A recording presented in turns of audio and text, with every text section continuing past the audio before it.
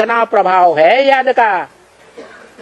लेकिन वो याद भी इतनी तीखी और इतनी गहरी कैसे होती है, जो अंत में वो ही याद आता है और दूसरा कुछ याद नहीं आता है। हाँ, वो प्यार कैसे पैदा होता है वो भी गीता में बताया। संगात संजायते कामा, संग करने से क्या, वो देहधारी का, देह की इंद्रियों का संग करने से क्या होता है, संजायते कामा, चाहना पैदा होती है, कामना पैदा होती है, इच्छा शक्ति पैदा होती है और वो इच्छा शक्ति बार बार याद दिलाती है। ये भी जानते हैं कि द्वापर युग से देवताएं पावन से पतित कैसे बने हैं? बिना याद के हैं? बिना याद के पतित बने। याद से ही तो पतित बने। किसकी याद? विविचारी याद या अभिविचारी याद? विविचारी याद। जो भी इस्लाम धर्म के, बौद्ध धर्म के, क्रिश्चियन धर्म के धर्म पिताएं और उनके फॉलोअर्स भारत में आए, उन्होंने वाचा से सुनाया उल्टा पलटा ज्ञान, भारतीय परंपरा के ग्लानि की बातें सुनाई। तुम्हारा राम भगवान ऐसा था जिसकी सीता चुराई ली गई, ऐसा कमजोर राजा। तुम्हारा कृष्ण भगवान कैसा था, 16,000 रानियां रखता था। बताओ, इतना व्यभिचारी। और वो तुम्हारा भगवान ऐसी ऐसी ढेर की ढेर ग्लानि की बातें सुनाकर कन्वर्ट करते जाते थे। इसलिए बाप ब्रह्मा वो से कहते हैं, क्या जो खास बात है ध्यान में रखने की, वो बात है एक से ज्ञान सुनना चाहिए। जिस एक को बुद्धि के आधार पर, ज्ञान के आधार पर हमने अनुभव कर लिया, जान लिया कि वो एक ही श्रेष्ठ से श्रेष्ठ है, उसी से सुनना चाहिए। औरों से सुना तो विविचारी ज्ञान हो जाएगा। जैसे द्वापर युग से देवात्माएं विविचारी धर्म पिताओं और उनके फॉलोअर्स की बातों के संग के प्रभाव में आ गई और प्रभावित माने क्या बन गई, प्रजा बन गई। तो पतितों के संग के रंग में आने से और अनेकों के संग के रंग में आने से विचारी बन गए, पतित बन गए, नीचे गिर गए। तो ऊपर उठने के लिए उल्टा कर दो, क्या करो है? अरे किसी एक को याद करें, कोई को पकड़ लें है? जो भी धर्म गुरु मिले, धर्म पिता मिले, कहे शिवोहम और पकड़ के बैठ जाएं, है? नहीं, क्या करें है? श्रेष्ठ ते श्रेष्ठ बाप को पहचाने, जो पहचान हमें सुप्रीम सोल बाप से मिलती है। ब्राह्मणों को ब्रह्मा के द्वारा इस मनुष्य सृष्टि के बाप की पहचान मिलती है। मिलती तो है, लेकिन ये पकड़ कोई की बुद्धि में नहीं आती। ब्रह्मा कुमारियां भी आज तक क्या कर रही हैं? बाप का परिचय देना है पहले पहले तो क्या करती हैं? 32 करोड़ वाला है जो निराकार का चित्र है वो पहले सामने रख देती है। समझती है हमने बाप का परिचय पहले पहले दिया, हम श्रीमत को फॉलो करने में नंबर 1 है। उनसे पूछा जाए कि जो 32 गुण हैं, ये गुण निर्गुण के हैं या कोई साकार है सगुण, उससे क्या गुण है? गुण और अवगुण साकार में होते हैं या निराकार आत्मा में होते हैं? साकार में होते हैं। वो साकार को पहचानती ही नहीं। जिस साकार के चित्र दुनिया में सबसे जास्ती तादाद में मिलते हैं, जिस साकार के चित्र दुनिया की देश विदेश की खुदाइयों में सबसे जास्ती तादाद में निकाले गए, और जो भारतीय परंपरा में जिसके सबसे जास्ती मंदिर बने हुए हैं,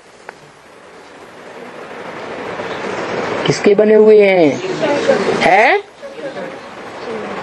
शंकर के मंदिर बने हुए हैं। शंकर तो याद में बैठा है, याद का पुरुषार्थ कर रहा है। जो पुरुषार्थी है वो पुरुषार्थ कराने वाला है या करने वाला है? करने वाला है, कराने वाला तो नहीं है। पतित है या पावन है?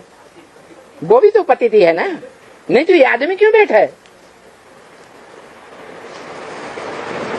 तो शंकर भी बल देवताओं में बड़ा देवता है, लेकिन जब तक याद का पुरुषार्थ करता है तब तक भगवान नहीं है।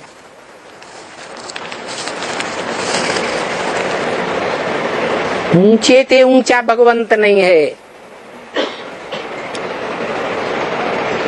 कब है? कब है ऊंचे ते ऊंचा भगवंत?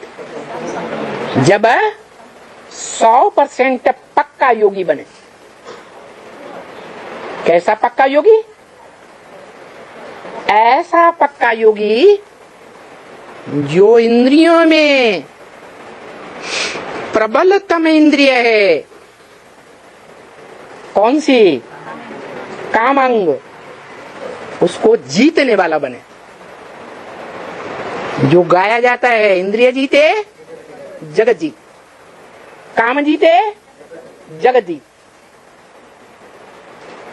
कैसे जीतने वाला बनता है? वो युक्ति क्या है?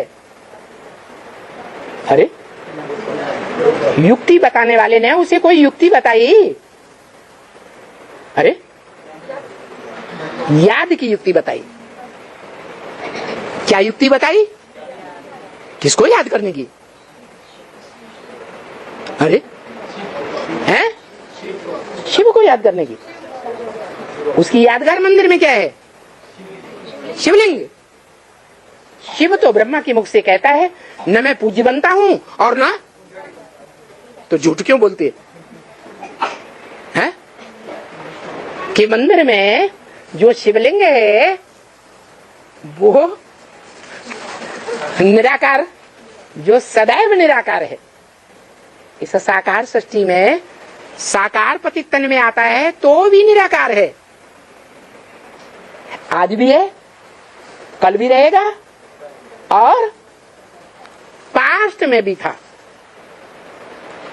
सदा काल है, सदा शिव कहा जाता है।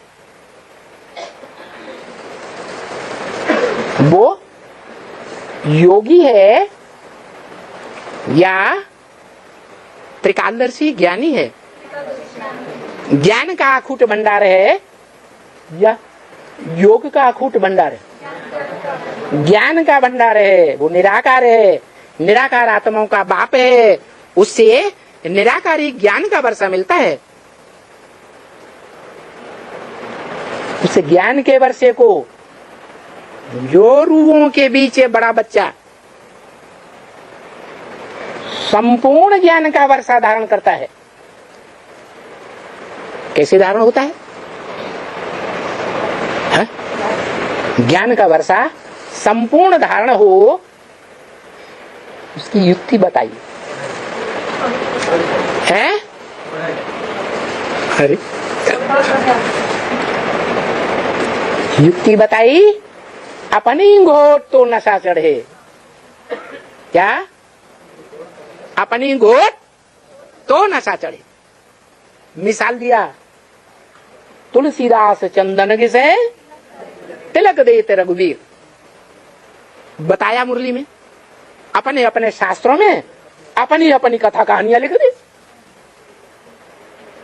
तो तुलसीदास ने किसकी कहानी लिखी है? राम की कथा कहानियां लिख दी। तुलसीदास की आत्मा राम वाली आत्मा साबित होती है। वो क्या करती है ऐसा? जो सारा ज्ञान धारण कर लेती है। अरे अभी तो बोला अपनी गोड़ तो नशा चढ़े। जितना मनन चिंतन मंथन करेंगे, जैसे गाय, जैसे बंदर, जो कुछ खाता है उसको गाले में भर लेता है और सारा दिन चबाता रहता है। गाय भी क्या करती है? खाया हुआ निगल जाती है या सारा दिन चबाती है। तो ऐसे ही जो आत्माएं भक्ति मार्ग की तरह 1 घंटा मुरली सुन लिया, और जैसे भक्ति मार्ग में सभा में जाते हैं पंडित जी की, और वहीं झाड़ के चले जाते हैं, बाकी सारा दिन अपने धंधे दोरी में बुद्धि लगी रहती है। वो मनन चिंतन मंथन जो चलना चाहिए वो नहीं चलता। इसलिए गीता में लिखा है,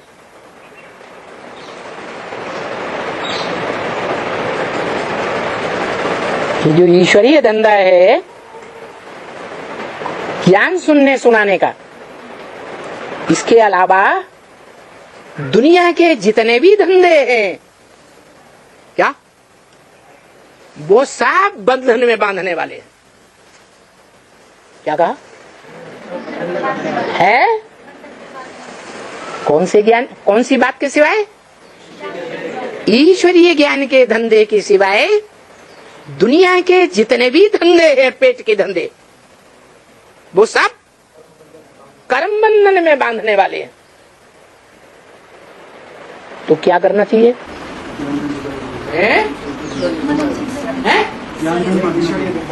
ईश्वरीय धंधा करना चाहिए। जो बाप का धंधा सो बच्चे का धंधा। बाप ब्राह्मण है, ब्राह्मणों का काम है सुनना, समझना और दूसरों को सुनाना, कथा करना। और बच्चा चौराहे पे जाकर के चमड़े के जूते और चप्पल गांठने लगे, तो बाप इसे बदनामी मानेगा या सरनामी मानेगा? तो बदनामी की बात हो गई।